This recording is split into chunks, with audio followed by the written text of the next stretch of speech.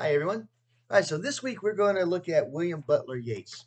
William Butler Yeats had a very long career. It started in the 1880s and ran all the way through uh, his death in the 1930s. He died in 1939, I believe it was. So we could have a whole semester just on William Butler Yeats. But what we're going to do is we're just going to look at three different poems that highlight three different interests that Yeats had. So the first one, the Lake Isle of Innisfree, is based on a real island. You can visit the Lake Isle of Innisfree to this day, mainly because Yeats wrote this poem about it. It's basically not a very there's nothing unique about the island. It's just an island in the middle of a lake. But because he wrote about this, you can visit it if you ever go to Ireland. And what this poem is, this is inspired by Irish Gaelic ancient Irish poetry, ancient Irish music.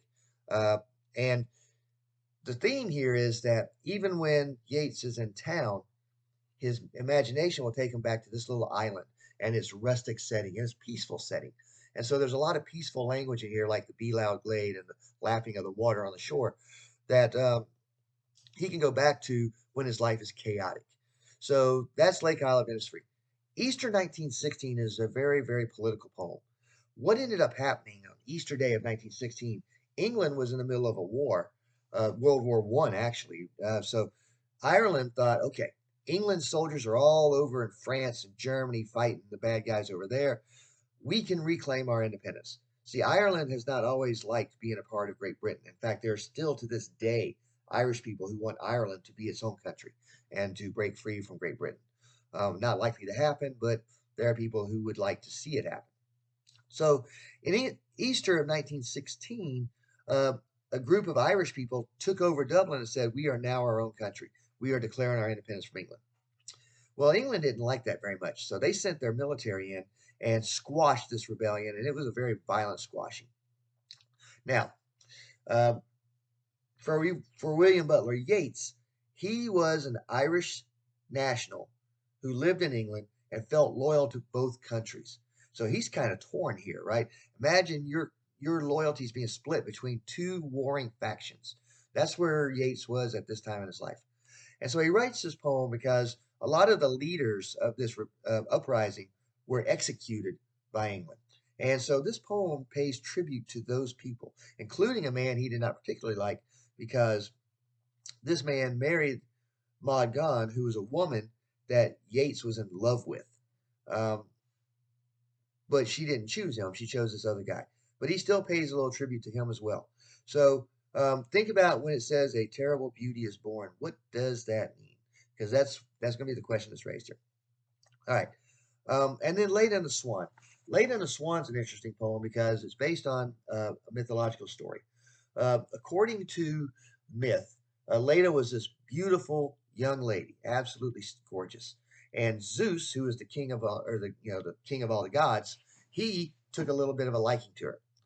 Now, when Zeus took a liking to mortal women, he basically transformed himself into an animal and raped them.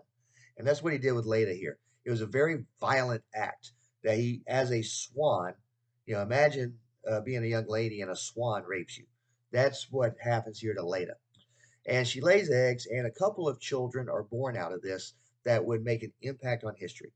One is Helen of Troy, the other is Clytemnestra. Helen of Troy was so beautiful that Greece and Troy went to war against each other. And you've probably heard of the Trojan horse. That's where that comes from.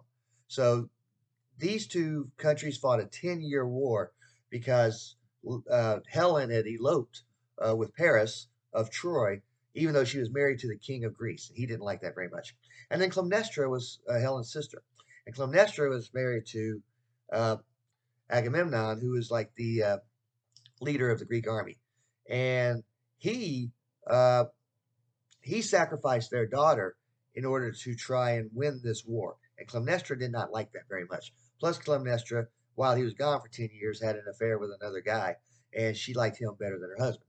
So basically, what Clytemnestra does is she draws, her husband a bath, Agamemnon a bath, and then murders him in the bathtub.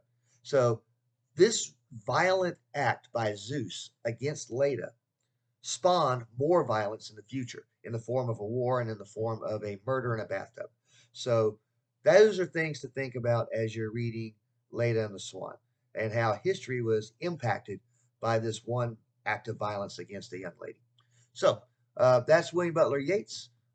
Your posting this week will be about uh, any celebrity, any artist that you admire for their longevity. And you can see the description of that in the discussion posting. And I hope that you enjoy uh, one of the most enduring poets of the 20th century.